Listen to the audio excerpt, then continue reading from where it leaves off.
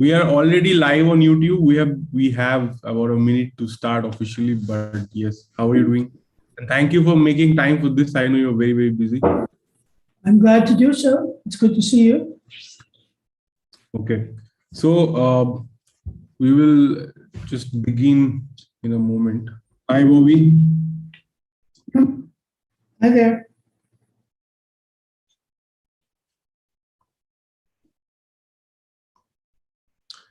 Okay, I guess we can get started right away since everyone is here. There are some people watching this live on YouTube as well. Anyway, we will have the recording, and those who are watching live are most welcome, but there will be others who would be with us who would watch this later. And welcome everyone, and welcome Bobby. So I am Ramanuj from Lawsico, and we have Bobby Ahdieh with us.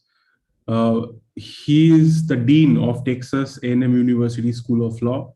And what is very exciting is that there are other things about Bobby which are very exciting. He started his, like, right at the beginning of his career when he was still a law student. He wrote a book on Russian law, and I believe Bobby also lived in Russia for some time.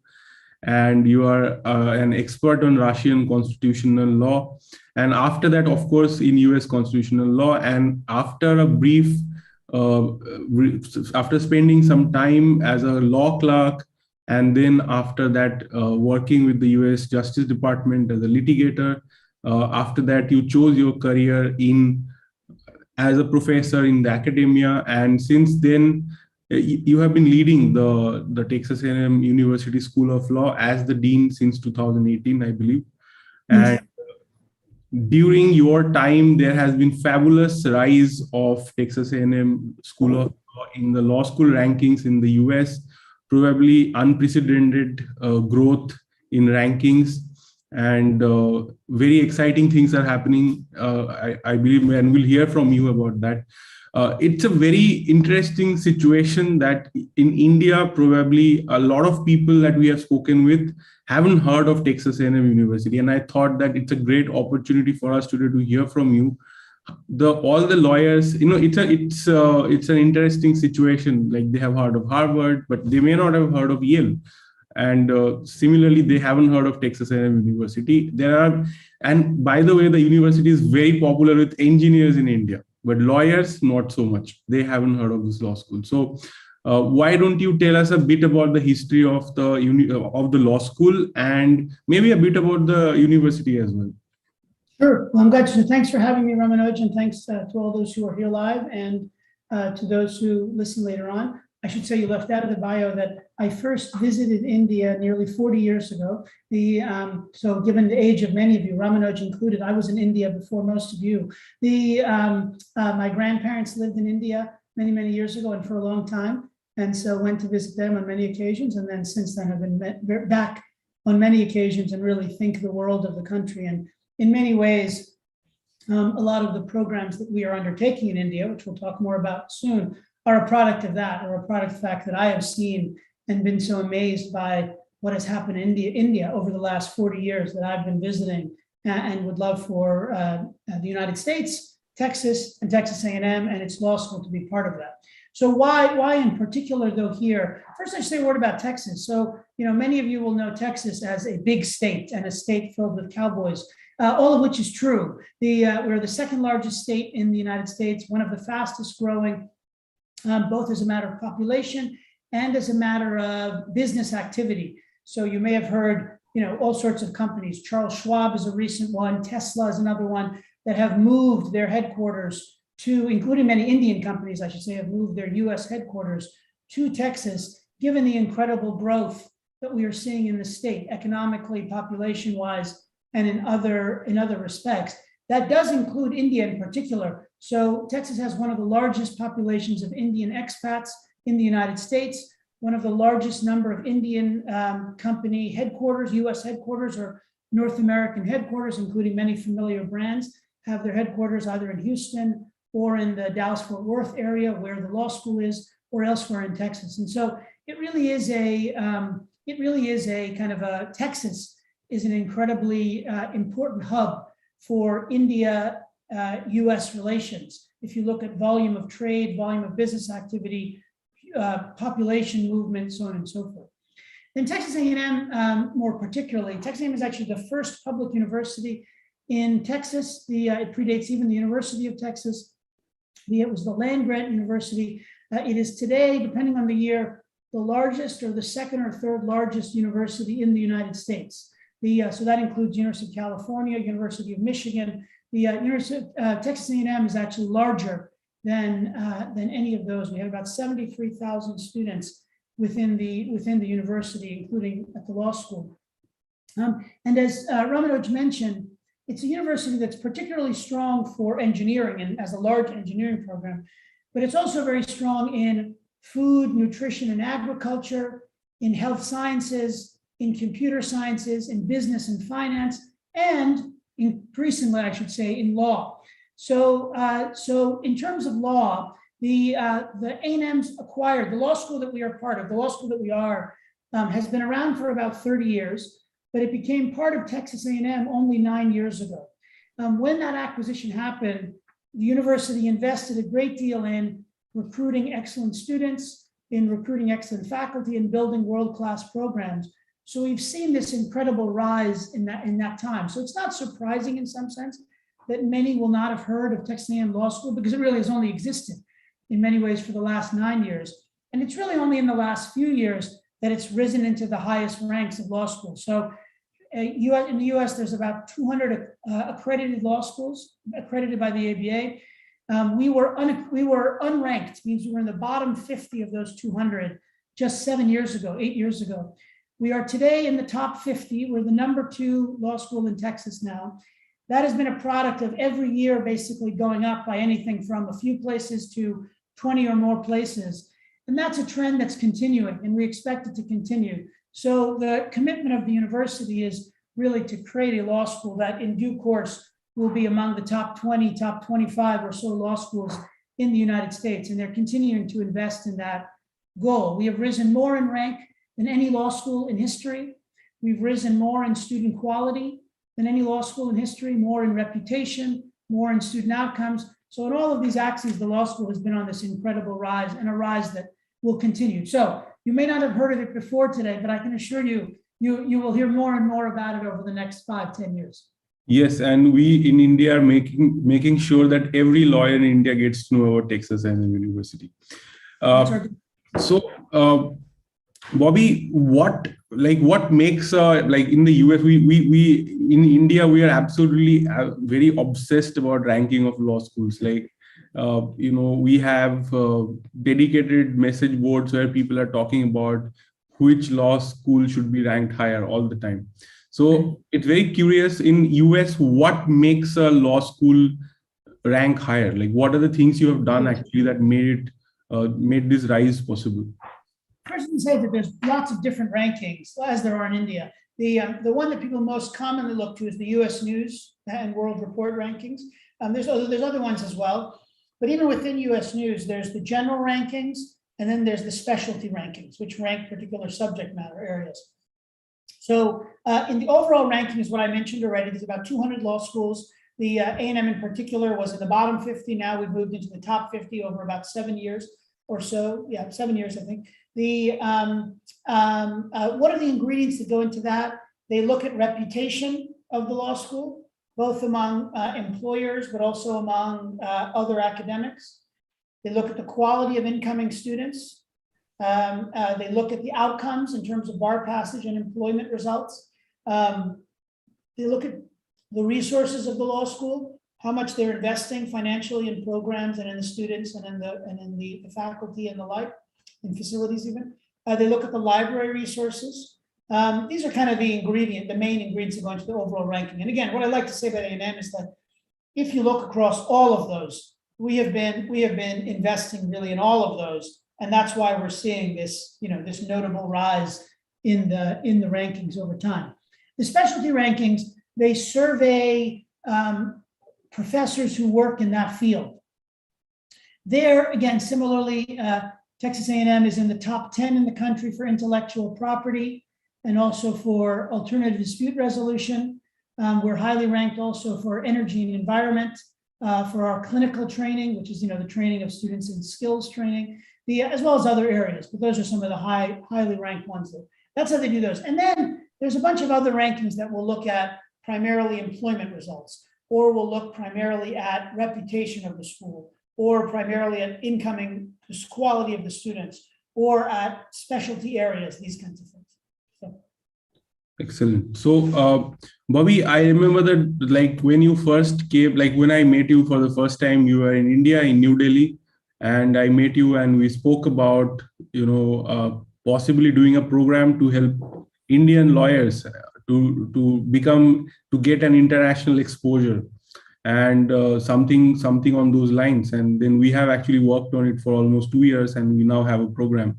But before I get into that, I want to understand, how do US academia look at India, and how do your law school and you look at India, and why do you have an interest in India and doing program for Indian lawyers in South Asia? What is the interest? Let me say it broadly, and then I'll talk about A&M in particular. So broadly, I would say, there's keen interest in the world, obviously at some level, given, the appreciation of globalization. Although, we Americans are sometimes a little provincial. And so, the joke they say, what do you call someone who speaks 3 languages is trilingual? What do you call someone who speaks 2 languages bilingual? What do you call someone who speaks 1 language American? So there is a little bit of a, we know the world is there and we know it's important, but there's not always as much attention and appreciation of it as there ought to be, is one thing I would say. Second one is that it is the case that historically, overwhelmingly the focus of US higher education and law school, including law schools, was on Europe. Then over the last, let's say 20 years, 15 to 20 years, China became the singular focus. Now it's increasingly, it's more diversified, but in a not necessarily systematic way. I think there's not as much familiarity with India, with Latin America, with Africa. And so there's schools that are interested, but they don't really know quite what that means or what to do with it. That's not to say all schools. Some schools are doing it. And that speaks then to A&M. So A&M, we have a particularly international faculty at the law school. So we have multiple faculty members from India. We have faculty from Hong Kong, China, Italy, Spain, Germany, Israel, Mexico. I'm forgetting some, I'm sure. So we have a very international faculty. So the natural orientation of our faculty is to think about the world and think about how should we as faculty, how should our students, and how should the law school as a whole be engaged overseas. And in India in particular, Professor Srividya Raghavan, who's an Indian and US trained lawyer and academic, is on our faculty, and she's been instrumental in identifying ways in which we can explore opportunities to create partnerships and to have an impact in India, given India is such an incredibly logical partner for the US. So both common law systems, English language systems, so there's just such a natural synergy that the US trained lawyer who better understands India and the Indian trained lawyer who better understands US law and or has the credential and can work across that boundary is just better situated to be able to succeed in a world in which we know, whether we may like it or we may not like it, the so much of the direction the global economy and legal practice goes will be a function of what's happening in India and what's happening in the US, and frankly, what's happening between them. So I think there's, again, I would say in legal education generally, there's an awareness of that, but there's not necessarily a focus in the sense of let's figure out India and or how do we figure it out. And A&M, we've been lucky that given who our faculty is, and may come back also to what I said about Texas, given Texas's growth rate, Texas, it turns out, is pretty international. I don't know what the number, I think Texas would be the 10th or 9th or 8th or something largest economy in the world, if it were its own country. So Texas is itself a global powerhouse. So Texas needs to do that. A&M and the law school needs to do it.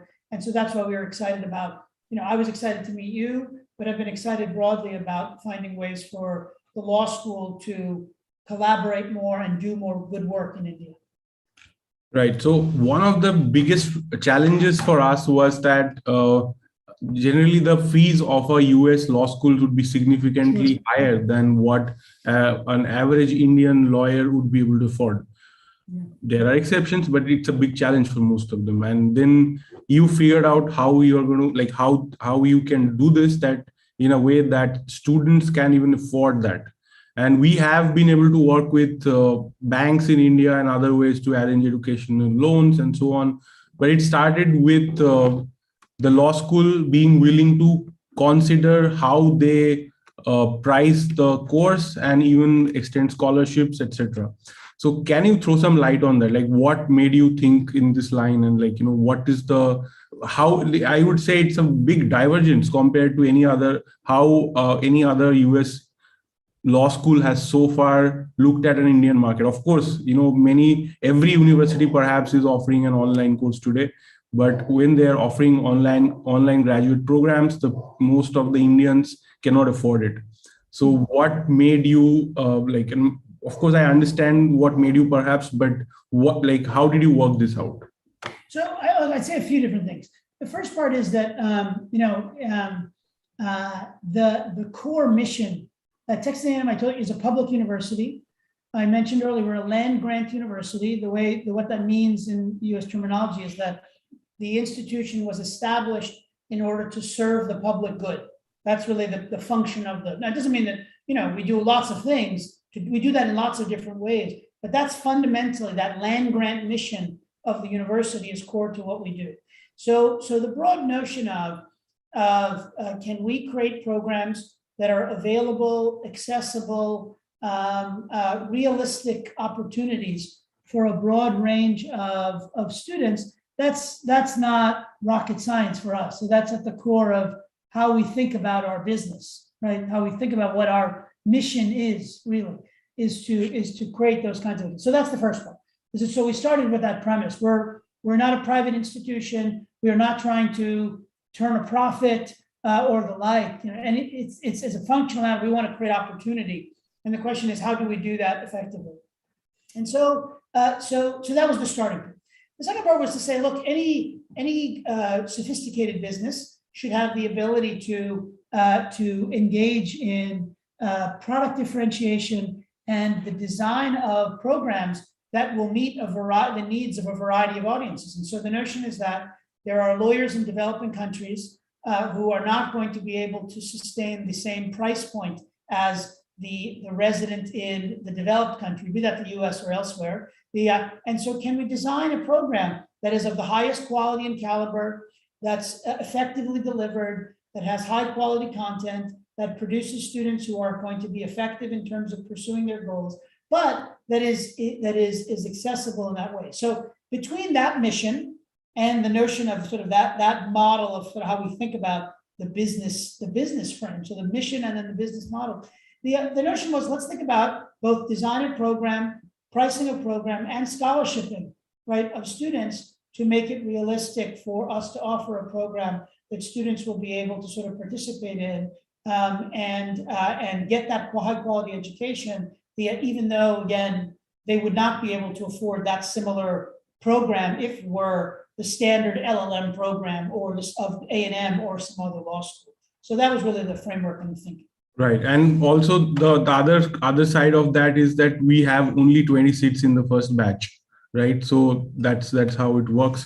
Bobby, when you when you have a lawyer from a developing country in mind, and they're looking at an international career, what do you imagine for them? Like, if they go through this program, and you can perhaps describe what an online LLM program really is like at Texas A&M University. You have a very popular online LLM program in the US already. I think you have around 1,000 students enrolled already in that program, right? So so in the overall programs, we have a little more than 1,000. The online LLM is not that big, but it's a large program by online LLM standards. So look, we have the blessing of, goes a little bit to your last question. We have been in the sphere of online education, distance education for some time now. So we're good at it. We know how to deliver high quality education even in that format. and how to make it cost-effective, how to do so in a cost-effective fashion. So, let me sort of, they were embedded in your question, kind of two pieces. One is kind of what does it look like? The other is what are the outcomes in some sense that we hope for the students. So what does it look like really is programmatically, we design high quality content that usually most of the students enrolled in our programs, and we expect that here too, are practicing lawyers who will continue with their practice. So the notion is not that they're suspending their practice, and that's part of what makes it realistic financially, right? Is that they continue to work, and that enables them to afford some of the cost. So the notion is that it's a combination of asynchronous content and synchronous content. That students are doing their work, but also are interacting with the faculties, sometimes asynchronously and sometimes synchronously, and interacting with their classmates as well, in both formats, asynchronously like on a chat board and synchronously in a classroom setting. And the basic theory, the basic notion is that that format allows us to make the opportunity, again, affordable, but also accessible. Because realistically, if I said, this is the schedule, you have to be here at this time every day from this time to this time, it becomes impossible for a large swath of working professionals to be able to do it. So that's kind of the basic format of what it looks like. In terms of the hope for outcomes, so we talked a little bit about the rank at the beginning. So you might think of it as kind of a growth stock a little bit. We know the trajectory of A&M, including because we know the trajectory to date. I like to tell people that every student who graduates from A&M, Texas A&M Law School, graduates from a higher ranked law school than the one at which they started. So given that, the notion is having a credential from a very, very highly ranked US law school, having a degree from there, and a known degree, an LLM degree that's a known degree, and combining that with the background, professional background, educational background, experience, work ethic that the student brings to the program. So it's not a magic wand that you attach this at the end of your name and suddenly, wonderful things fall from heaven. Your existing background, the work you put in to it is important, but the credential, in essence, becomes kind of a little bit of a door opener, right? Because to say I have an LLM from Texas A&M opens doors, but also a little bit of sets the baseline, right? So I am able to, even someone unfamiliar with Indian credentials is able to say, okay, I know that this person is in the game, right? I know that they are qualified, that they have this core base of knowledge, this core expertise, and again, given the focus of the program, at least to this point, a specialization that is valuable to me, right? Now I can evaluate their other credentials. Where did they go to law school otherwise? How much practice experience do they have? Where is that practice experience? Who are their references and what are their, so think of it that way, that it really is, in some sense, it opens the door and it gives you credibility for all the rest of your credentials to potentially be able to shine. And I'll say one more, and because I mentioned it in passing, I want to say is that the other thing that an LLM can do is specialized training. So if I want to tell a story of, I'm a good lawyer, everyone looks at my resume and they say, he's a good lawyer, I would hire him, so on and so forth. That is different than I would hire him for this work or hire her for this work, right? So the specialization also is an additional potential benefit in that if somebody is interested in a career in IP and international IP and expanding their base of clients from Indian clients to international clients, the specialized credential of an LLM focused in IP, focused on international IP, that's an added door opener or opportunity as well, I would say. Right. I just want to mention something here.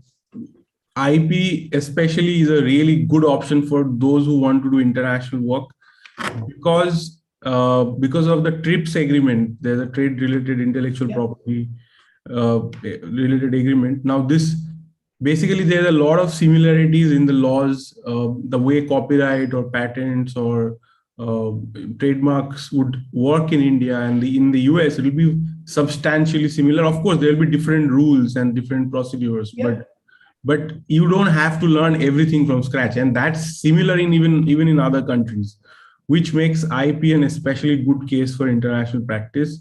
And not only that, there is massive work that is flowing from the US to India and India to US. There are a lot of companies in India which registered their IP in the US, and uh, there are US law firms which are engaging Indian lawyers remotely, and even engaging Indian law firms. The US law firm would have a partner law firm in India, and they would be doing different kinds of work. And this is increasingly like, if something is really advanced stages compared to every other area of law practice, that is IP, where this kind of US India cooperation is already in a very strong, it has reached a very strong position already.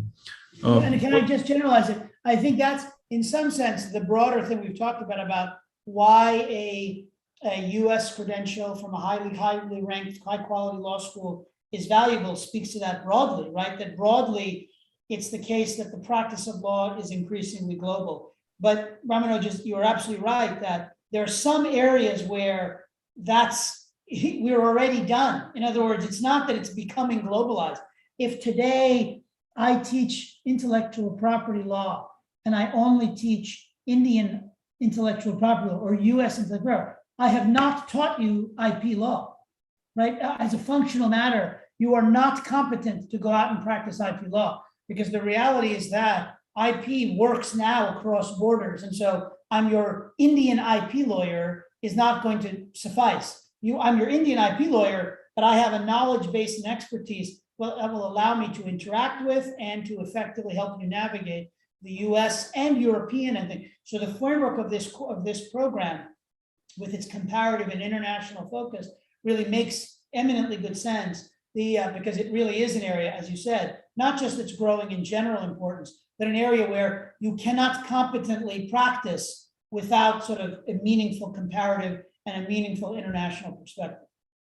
On that note, can you tell us a bit about why Texas A&M School of Law focused so much on IP law? Because I think you have one of the largest IP faculties. Yeah.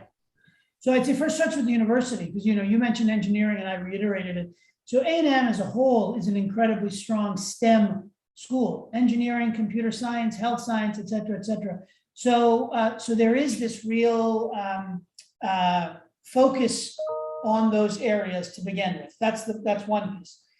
So when the university acquired the law school, when the law school became part of A&M 9 years ago, that was very much the notion. The notion was, let's make intellectual property and technology a central pillar of strength of the law school. So the result of that was we hired a huge group of IP faculty, and we've actually grown it since then. So we have, I think it's either the largest or one of the 2 or 3 largest IP technology faculty groups in the United States. I think it's 7 or 8 faculty we have who work in that broad arena. And we continue to bring in more, I should say. And the notion of that is that we want this to be an area where when someone says, I am interested in intellectual property, their response is, you should think about A&M as a place to go to law school, as a place to teach, as a place to invest in, as a place to hire from, these kinds of things. The result of that is, again, I told you there are these specialty US News rankings.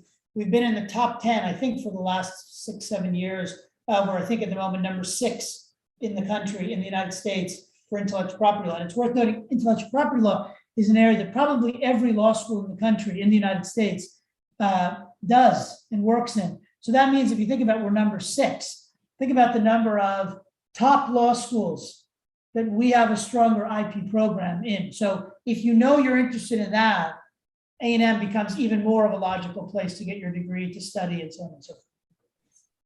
That's great. So, if you could talk a little about generally the idea that people have regarding an online program is that it's like anybody just can get into in any online program. There's no limits. There's no limit to the classroom size, but you have taken a different approach. So what would be the admission criteria? How do you decide who gets in? I'm going to do the first again, 2 things with the question. So first, let me speak broadly. It's not a MOOC, right? It's not a massive, whatever, online course. These are regular classes, and our general principle behind that is we want to provide a high quality product and education that will ensure that the students who come out of the program become the best advertising for the program, right? Both in terms of the quality of the education they receive and their kind of what they have to say about it. So for that reason, for us from the beginning, it was clear that the notion was not cattle call. Everybody come in, everybody get in a big thing, and we'll just like have somebody lecture and fill out some things online.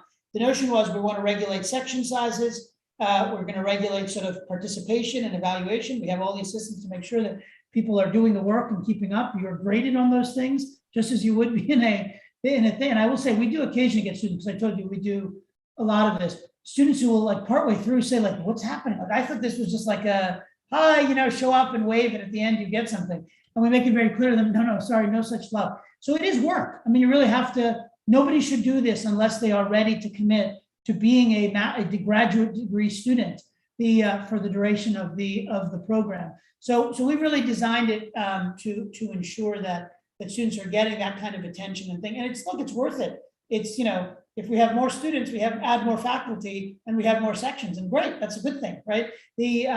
So that's the general philosophy behind it. To admissions in particular, then what that means is that we want, just as we do with our residential programs, we want excellent students, because I don't want students to come in and then not complete the program. I don't want students to come in and fail out of the program. I don't want students to come in and get through the program, but frankly, be mediocre ambassadors for the quality of the program. So our notion is very much that sort of we are looking for high quality applicants, and as much as anything, high quality applicants who want to do this. They're not doing it because, oh yeah, it's, I guess I should do this because everybody else is doing it, or I guess I should do it because my boss told me, right? We want students who really are passionate and excited about it and want to participate in that regard. And we think that if you look at India, that's the reason we're doing this in India. If you look at India, we're starting, I should say, in India, and then we'll expand from there to other countries, or are expanding from there to other countries as well.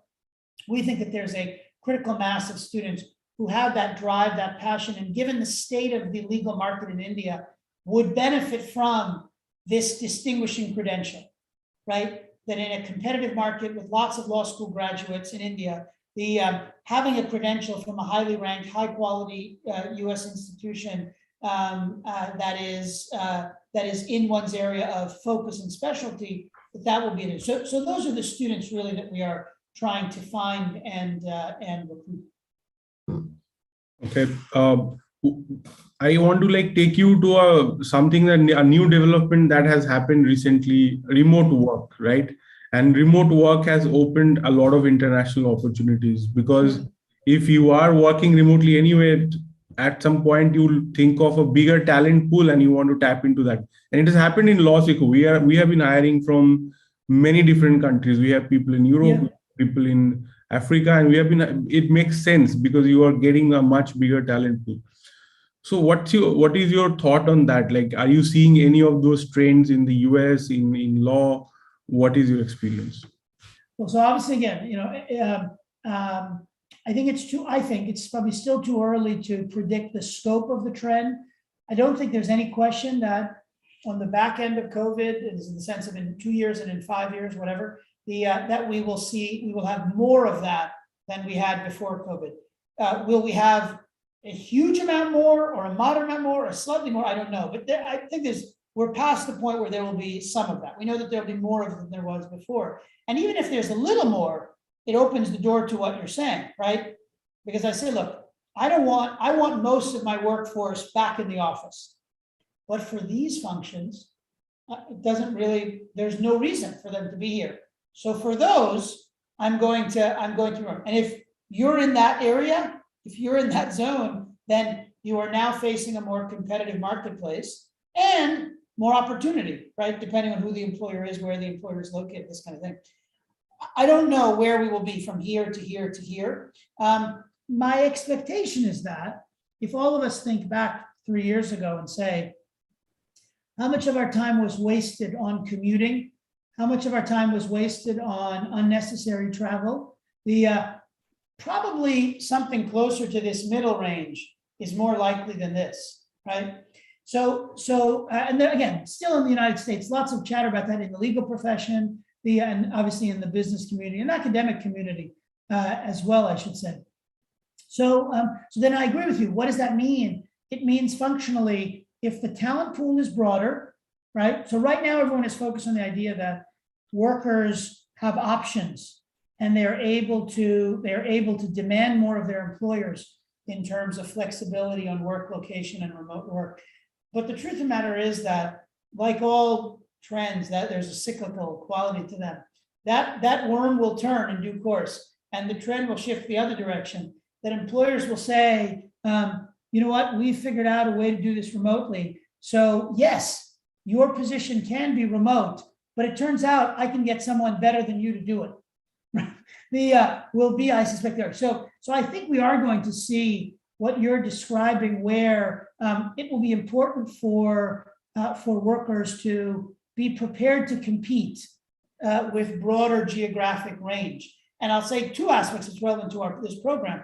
One is the very fact of having gone through a high quality remote or distance education online program is helpful, because you are, in some sense, you have greater experience and exposure and whatever. That's one. But as importantly, and the one you're really, I think, focused on, is the idea that that I have a credential that now makes me an attractive prospect to the employer in location X, Y, and Z. Now, there will always be licensure issues. So if somebody is engaged in the formal practice of law, there will be issues of what's required for licensing in India and in Europe and in the United States and in Canada and in Japan or wherever else it is, right? But the truth of the matter is there's a lot of work that can be done short of licensure. I mean, even without licensure. And that will vary also across country. And so I do think, again, you are highlighting properly kind of an opportunity, that a set of opportunities that will arise, and those who have credentials that help them work across borders or across geography, I should say, will be well positioned to take advantage. And the credential really brings trust. So I want to just share with the whoever is watching, I want to share something that happened in the last 6 months. So we have had around 50 organizations from the US, including individual lawyers and small law firms, hiring remotely law students. And they haven't done a US course as such, but they have been hired. And in fact, last month, from UK, there were 20 jobs from UK that were there. And not only UK, we have had students getting jobs in Dubai, in Australia, in Canada, in multiple countries. And now, one thing they always face, Bobby, is that they start doing work and they're very excited. But after 6 months, 1 year, they hit a plateau. Maybe they're earning $10 per hour or $8 per hour and $15 per hour. And then they are not getting any more high-end work because they are doing very basic work. And they have naturally a desire, I want to do more. And there is a lack of credentials and trust that becomes a barrier. And we hope that this program kind of creates that recognition that when somebody in internet, especially in case of IP law, when like every country in the world, like no matter where you are, if you are a business, you want to register your IP in US and you have US IP. Like it's always like that. If you have patents, you're not going to just register in China or just in India. You're definitely going to register in the US. Now, there is a huge global demand for US IP knowledge. Now, if you are somebody who has that knowledge and you can show that through a credential that, okay, I have got a degree from a top US IP law school, which has that kind of recognition for its IP education, that we believe would make the job much easier for you to create that, establish that trust and get the foot in the door, right? But I think after that, there are a bunch of things you can do, like apart from your LLM degree, you can also potentially write a bar exam in the US. For example, those Indian lawyers who are registered as a lawyer in India may be able to write the California bar exam. Some of them may be able to write the New York bar exam if the New York bar allows them to write it. You have to apply to see, and many people get accepted. And there are many of our students who are writing the solicitor qualification exam. There is NCA exam for Canada. There is, and of course, after NCA, you can write bar exams in Canada in different provinces.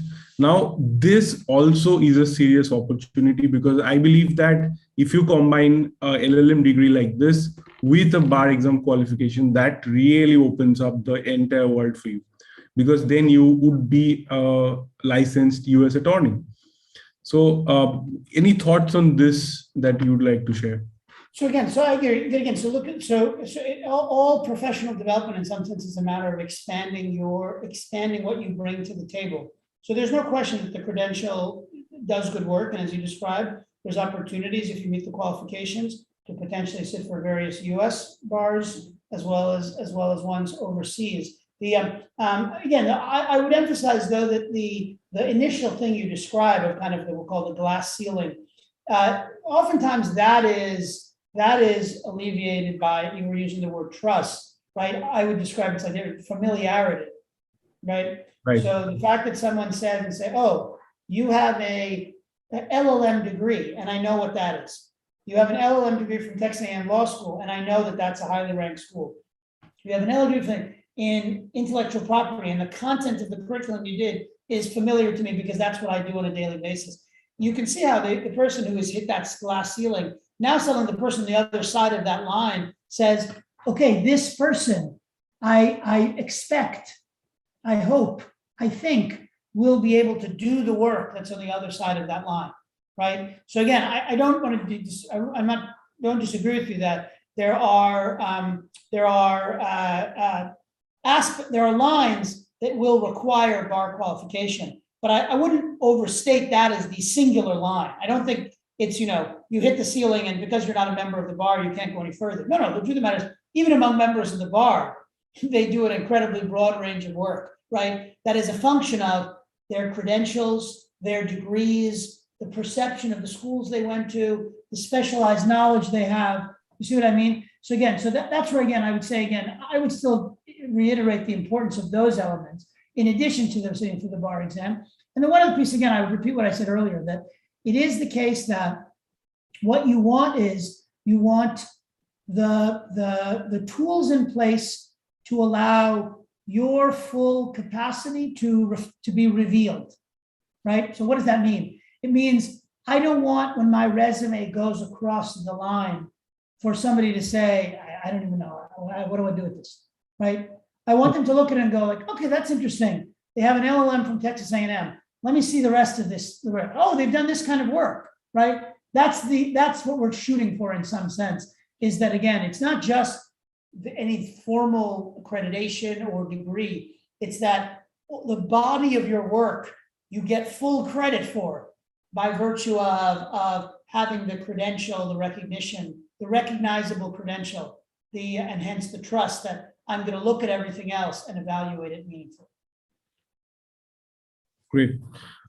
So, if there are any students who are, I think there is a difference between how somebody who's a recent law graduate and somebody who's mid-career already looks at an LLM. Can you share from your experience, how it helps young graduates who are recently joined the profession, and also people who are already in the profession for a while? So do you see a difference, and how is it? In some sense, I've been talking about, a lot of what I said has been about the not focused on, but has been emphasized the mid-career professional. Because the mid-career professional, in some sense, is where what I'm describing, it's a supplement, right? That again, sort of it's an additional layer that opens the door, as I said, and gives you credibility and trust and so on and so forth.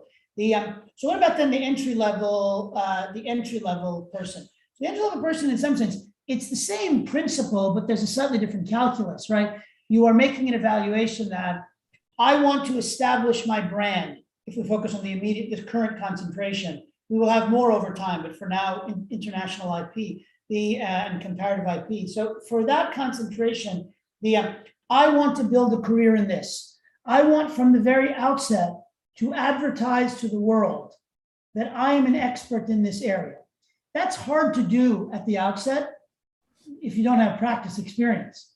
So if I have done IP for 5 years or 10 years, and now I want to increase my credibility with foreign companies, foreign employers, law firms, the around IP, here this additional credential helps you do that. At the outset, you really are, absent the credential, you're a clean slate. So somebody says, I need somebody who can work on do my IP work for me. Even if you've done a bunch of classes in IP, even if you have a certificate in IP from your initial first law degree, that is less likely to be effective than I have taken the further step, the optional or the elective step of getting this master's degree credential. That now suddenly the employer says, okay, this person really is an IP, as opposed to really invested in IP, yes. Yeah. That, well, you're showing your commitment to it. And if what they're interested in really is not hiring a good, smart lawyer, but a good, smart lawyer who really is committed and engaged in this work because that's what they need, the credential helps with it. So I think the other things still stand. It still is a door opener, and it still helps to sort of establish a level of trust. But I think for the entry-level person in particular, the specialization piece is important because it's really going to be the primary tool by which you distinguish yourselves from your fellow graduates, right? So if we look at, we're all new graduates or we're all 1 year or 2 years out, what distinguishes you from me? It can't be that I have practice experience because 1 year of practice, who cares? Or 2 years, even who cares? Or none. But I took the added step of getting a degree and a specialized degree in this area and a US degree and from a highly ranked law school. Those things potentially are very useful for the person making their early start.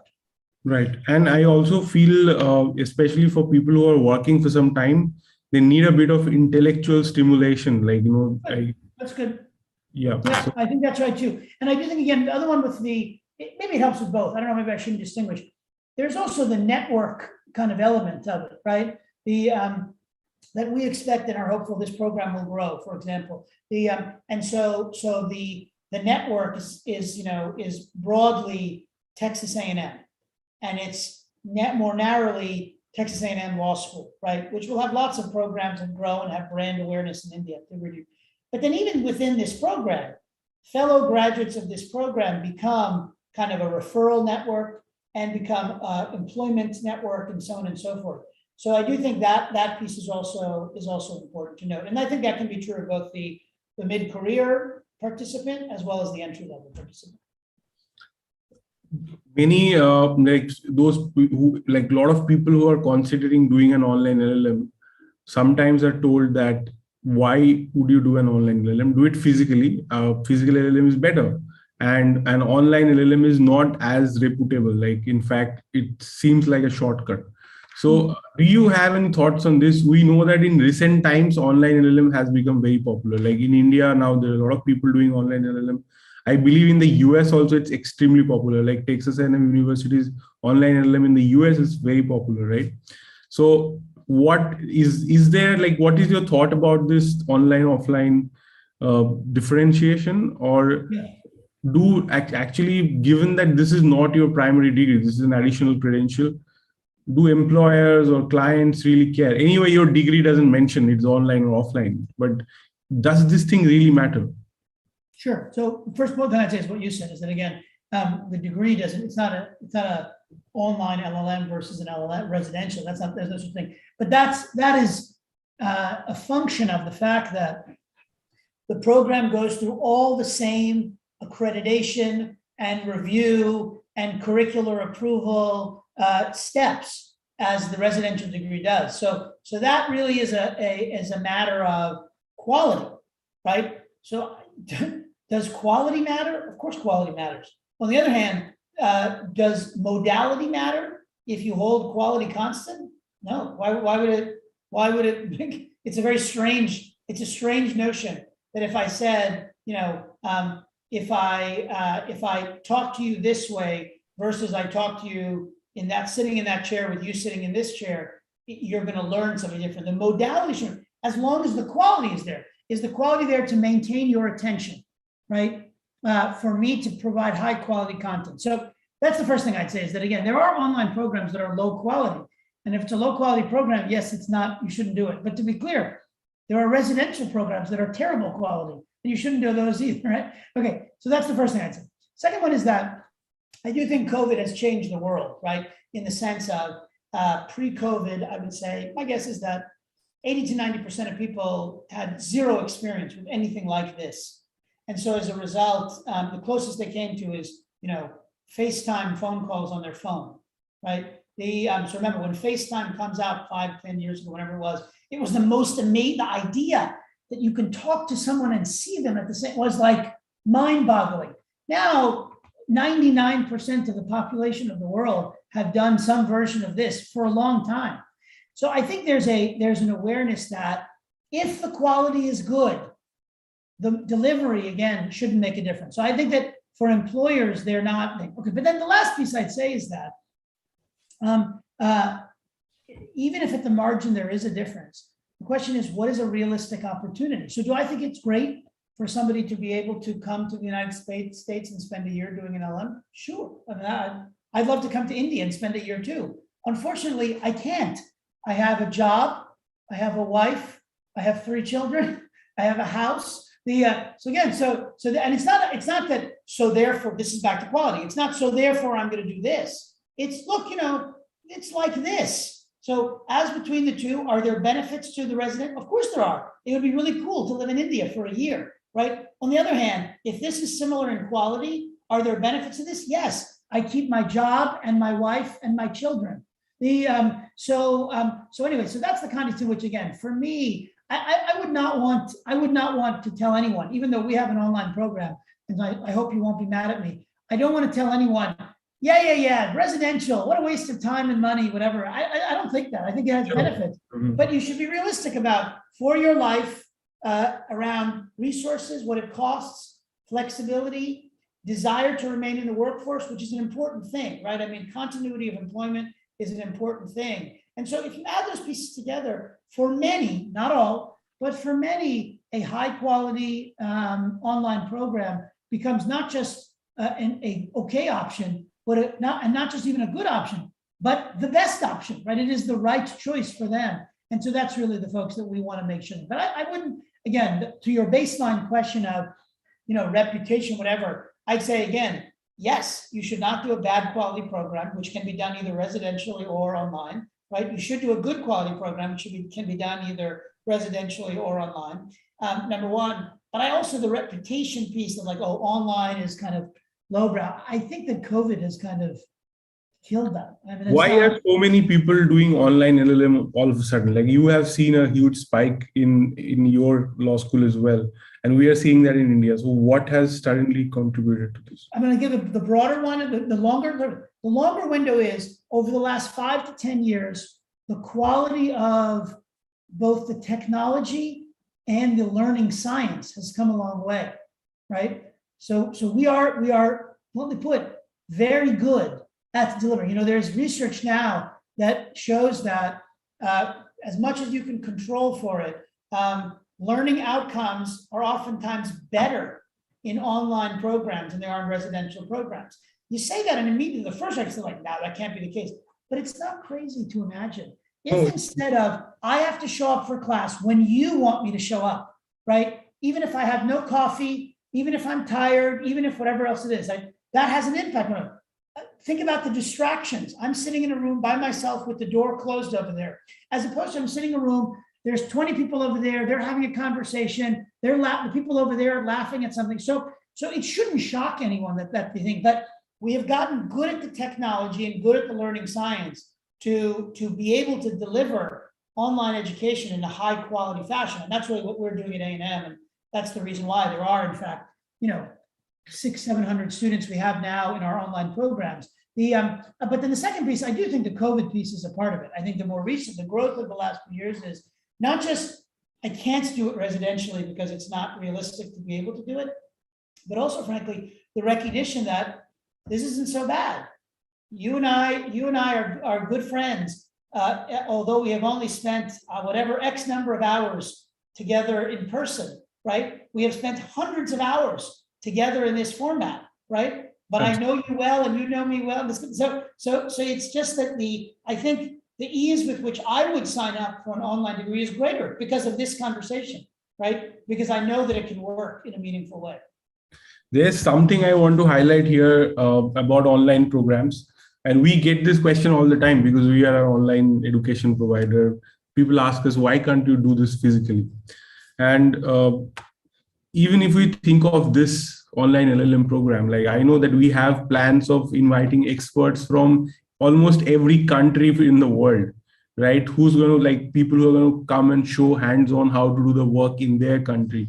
Now, I don't think even, Bobby, even in Texas, you could have like you actually fly people down from Tokyo or from Barcelona, or I don't know, different cities. Sure. Like in London, it wasn't really possible. The other part of it is this, that because LawSeco is also a part of this program, what we are able to offer is that suddenly you don't have to, I mean, sure, if you studied in the physical campus in Texas A&M, you would have been able to write the Texas bar, but now you can write maybe 3 different bar exams, and you can write all of them if you wish, and we can extend all of those training programs. So that's a part of it. And also I feel that when, for most, like you said, for most people in India specifically, I want to talk about our market research. When we started talking to people, we spoke to banks, we spoke to NBFCs, we spoke to the students who want to do their LLM. I would say around 80 to 90% of law graduates, almost everybody want to do an US LLM. That's the fact. Like, there are a whole lot of people who would like to get an international exposure, go to the US. If the money was available, if they got a scholarship, they would do it. And I think that's great. Like, there are things you cannot, there are things you cannot do online. Like, you can really experience culture and get to know people. And there may be things that would happen in your life if you were actually physically there. But the cost would be, like, in Indian rupees, something like 50 to 60 lakh rupees. And there is no way a bank would even give an education loan of that much amount unless you can provide collateral which is of a bigger value. And it is not simply, for a lot of people, it's simply not available. And even if they wanted to, they couldn't do that. Just they do not have the resources. And the way I see is that if you want to go spend a year in the US, it's very much possible. Like, if you actually do the LLM or figure out a way through some other channels, how you're going to do international work, you are a successful lawyer. There's absolutely no reason why you wouldn't get a visa, especially if you have clients in the US, you're working with US law firms, maybe you're helping some startups, maybe you're helping some Indian startups in US, or maybe you're working with US startups. There's no reason why you wouldn't get a business visa or some other kind of visa to go actually spend time in the US. And I think that is more realistic for a lot of people, that you get started. And this is an amount that you can actually get an entire education loan, which you can pay over 12 years. So I think that makes a huge difference. Of course, if you have the resources to do a physical LLM in the US, probably you should do it. But if that is not available to you. But again, can I push back slightly again? I just want to say, like, it's not, remember, there's cost beyond the dollar cost. Sure. So the question is, are there benefits to continuing your professional work, which is hard to do when you are in a full-time residential program in another country?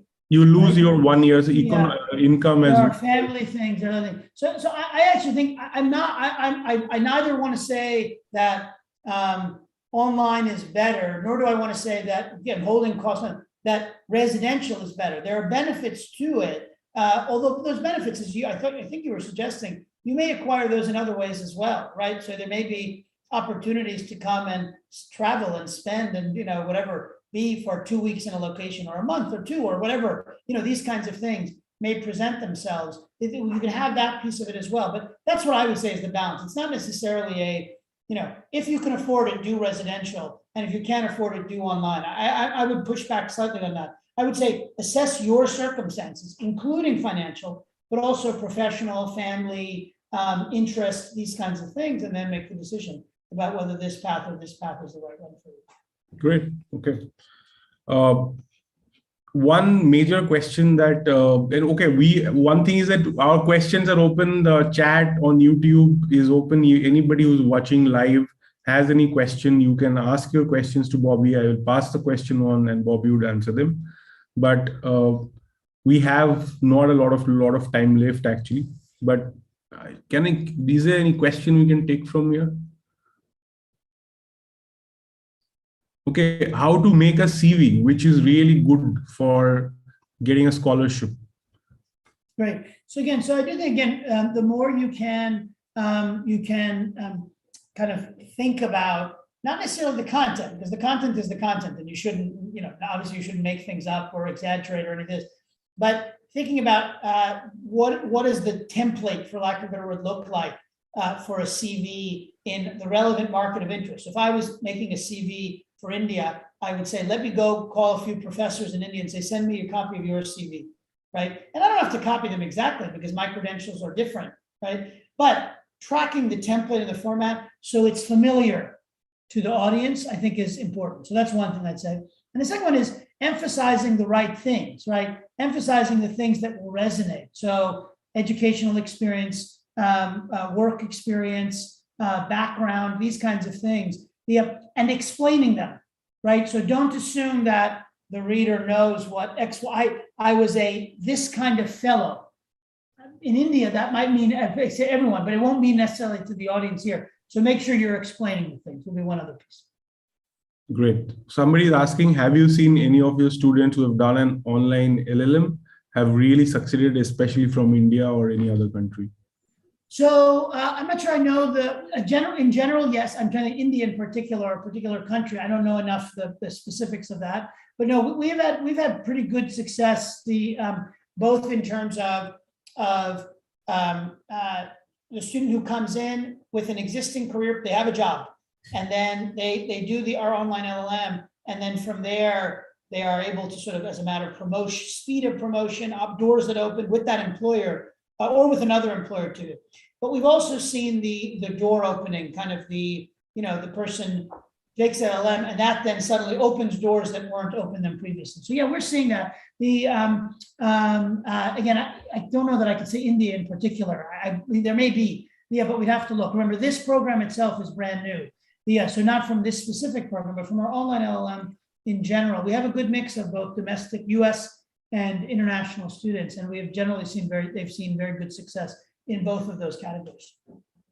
Somebody's asking, if I do an online course, what kind of, can I get a work permit to work in the US? What would the path look like? Yeah, so again, so for a work permit, you need a sponsor, right? So again, so that what usually happens, I think it tends to be with a program like this is the credential, the degree opens the door to an employer who says, I'm going to bring you on in a remote capacity or distance capacity, the online capacity. You're doing good work for them. At some point, they say, we want you to come and be in residence for 3 months or 6 months or a year or whatever else it is. And then or perpetually. And so we're then sponsoring your visa for you to be able to come and work for that period of time or indefinitely. Yes, absolutely. We have several students like this who have been given the opportunity to move to the US and even several other countries. After they did a very good job for some time on the remote mode, they were called and invited to and sponsored for their visa. So I think we are running out of time. Maybe we can take one more question. Is there any question that is still there? What would be, okay, there's a question on what would normally a US online LLM cost? And what is how is this different? This is the question. I don't know if you can answer this. It's a general question. I can answer generally. I can say that sort of so obviously it varies widely, right, between public and private and across institutions. Our online LLMs, generally are generally running in the 30,000 some, 33,000, 35,000 kind of is the broad range of where they are priced. $35,000. So that's what you're saying. It's 35 the exact number. So it's that range. Have even been like $60,000, $50,000 kind of pricing as well. Yeah. And they're clear. There are schools that it's 50, 60,000. or more. And so then we have tried to price this in the mid-teens is kind of what we aim for. So Ramanoj, you may be able to say the exact sort of price. $14,000, which is actually like remarkably, like I don't think there's any other online LLM program at this kind of cost. But there's also another factor, which is that, if you are doing this program, there is a bunch of other courses that you get from LawSeeker as a part of that, and also LawSeeker's placement support. So that also makes a difference, I feel. But is there any other comparative course that you know of that is of like even in the US, your prices are much higher for your LLM program. So is there any other university which has similar programs? I haven't found any. But I don't. You mean not in the US, or you mean general? In general, or in India, or like at this kind of a price point? I don't look. My only point of reference is to say that goes back to your early question, Ramanoj. Our goal was to make this as accessible as possible.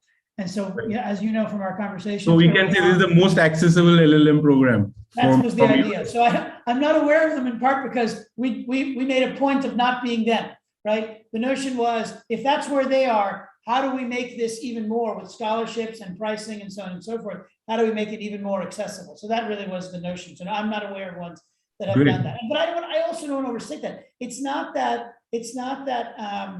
That is fundamentally what we do for a living, right? The A&M, A&M is a university, fundamentally is in the business of providing high quality education to a broad range of students and professionals.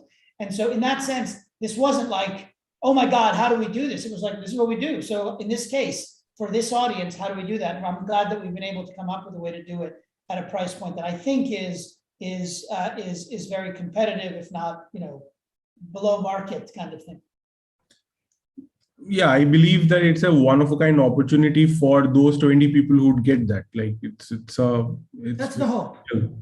Okay, there's a question from Balakrishna Prabhu Nalendran, and he's an IP professional. He's asking that if I am not a law degree holder, but I am an IP professional, is there some opportunity for me? So I'd have to think about it. We have to sort of look into it, and again, via Ramanoj or otherwise, we can check. The LLM is meant to be an advanced law degree. We have A&M Law has, although it's not in this same format, has degrees that are intended for as a first law degree, right? So it's a Master of Legal Studies, it's called. That's not this same degree, and it's not priced the same. It's in our general category of degrees. So we'd have to look and see if there is some way to do it. There may be. I don't want to promise you in this format, but there may be. Sometimes there's ways around credential and this kind of thing. Professional background, that's a substitute, but I don't want to promise that. We'd have to whatever. So via Ramanoj, if you want to reach out and we can kind of check and see, are there possibilities? Great. Thank you so much. I think we have overshot the time by 7 minutes, and we are going to wrap up. Thank you so much, Bobby. Really appreciate you finding time for this. And this was very, very insightful. Thank you very much. My pleasure. Great working with you, and great having you all here. And again, look forward to meeting many of you in our program. Thanks, Bobby. Good night. Good night, everyone. Bye-bye. Bye-bye.